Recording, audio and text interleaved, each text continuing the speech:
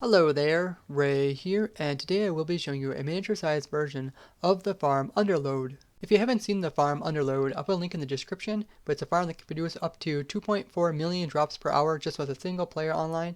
A lot of people ask if the UnderLoad farm can be built smaller and therefore more easily and survivable, and that's what we have here. So the entire farm itself is sitting on top of the bedrock ceiling in the nether, so the majority of the nether is below the bedrock ceiling, and by coming up here above the bedrock ceiling, we have a natural perimeter since no mobs can spawn on top of the bedrock. Now the portals themselves are stacked to save on obsidian. We have 6 portals stacked right here on top of the bedrock, and each portal is 4 meters tall. Now we have the portals being 4 meters tall. This way we can actually have gas as well as large magma cubes to spawn inside of them. And majority of the time you would probably want to have gas as well as magma cubes spawning just so you get more variety of drops. Otherwise you just get pigment drops. Now there is 6 portals on top of each other, and they are each the max size or max length being 21 meters worth of portals. And we have a cube, so we also have the lengthwise being also 21 meters. And on top of these portal blocks, we just prevent mobs from spawning on top of here. We have cobble walls. We also kept the block transparent because this is right at a subchunk layer, so that we don't want to have any more subchunks loaded above. And therefore, we can actually keep the subchunks somewhat low, even though we are loading a lot of subchunks just by not having a natural, or not by digging out a perimeter, but using this natural perimeter of the bedrock ceiling. So to concentrate the spawns within inside these portals, so currently if you're just sitting down here, you're also loading the nether down below since mobs can spawn within 128 meters of the player. So what we have here, we have a ladder that takes the player up. Now this ladder is outside of the area above this portal, therefore you're not increasing the subchunks of this. Now we come up this ladder will take us pretty much up to the world build limit, which is almost at the top of the world. Now the player is able to come across these cobble walls, and by AFKing directly above the farm, the player will be able to load just the portal blocks and the portals down below, and won't be able to load any other spawning spots. So any of the mobs that want to spawn, they'll have to be able to spawn inside the portal, or else they just won't be able to spawn. So this way we can concentrate the mobs inside the portal. So the player AFKing here at the top of the farm, the mobs will be able to spawn down below inside the portal farm. So if we get down here, you got to see mobs will be able to spawn. And in this farm, there's considerably less spawning spaces than in UnderLoad. UnderLoad had about around 90,000 spawning spaces, where this farm only has about 2,600. But you can see mobs are spawning in, and within 3 game ticks, the mobs will be teleported over into the overworld by the portal blocks.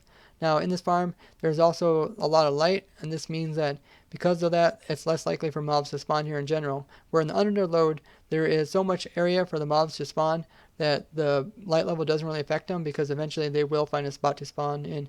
So once the mobs do get teleported by the portal blocks, we can go over into the overworld to see what happens. But you can see that the mobs are getting pushed out. What we have here is another portal, which is also linked up with the portals over there. Now we only need one nether portal to do that entire area, just because the way that nether portals work, when the mobs go through the nether portal on the nether side, they will search for a portal within a region, and this one just happens to be close enough so the mobs will be able to spawn inside of this nether portal. Now the mobs will just kind of sit inside them. Most of the pigmen will sit there until like a ghast or a lava slime will come by and push them out. Now the ghasts are suffocating right away because we have these solid blocks on either side, which will just suffocate the ghast, and they will die and their loots will fall down.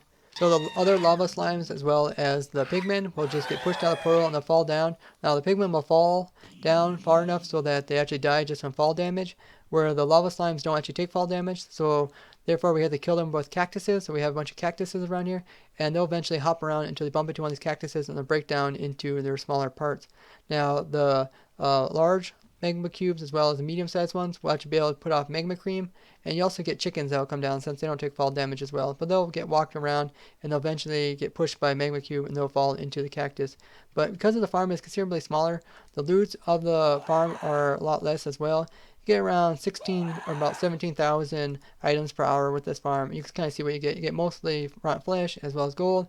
You will eventually, get some of the gas drops as well as the magma cubes. You also get some gas tiers as well, but it's considerably less just because of the size of the farm compared to the UnderLoad farm, which is considerably larger. So typically the overworld wouldn't be loaded if the player was over on the nether side. Right here I have it in spawn chunks, so that way the mobs, when they come through, their entity processing chunks, so they actually can suffocate as well as they can fall down and die. That way, therefore you can actually get them killed and not just keep piling up and lagging up your world. Now the portal itself is at the same height as the ones over on the nether side.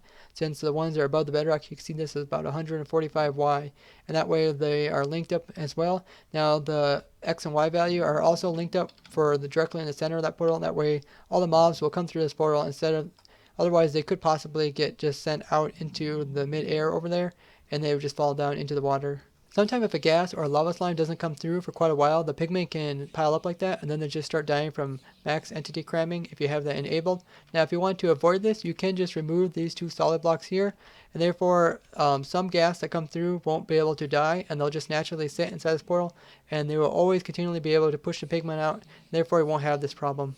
So here you can see this one gas over here is not taking any damage, and this gas is just spawned in such a way that he is not taking damage from the solid blocks over here or the solid blocks that are over here. So this gas will just be able to sit in there, and any pigment that comes through, he will be able to just push them out naturally. So you don't actually need a name tag him because he'll just spawn there naturally. Now there is also these flaps on the sides here, these glass little tabs that are sticking out as well as up here, and this is just to prevent gas from flying away.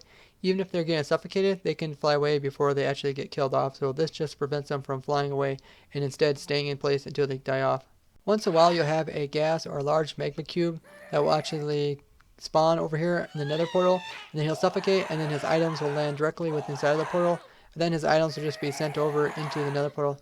Now this doesn't happen too often, but if you do have too much problems, you could stick a hopper minecart underneath this nether portal to pick up the loot before they actually get teleported back over into the other side. So with one account on it and not recording, I was able to get 20 ticks per second with this farm. Otherwise you may get a little bit less, or if you get more, then you can always build the farm bigger. If you'd like to build this, there is a world download in the description. Otherwise, if you found this interesting, show it a like. If you'd like to see more farms like this, subscribe, and don't forget to comment. Bye-bye.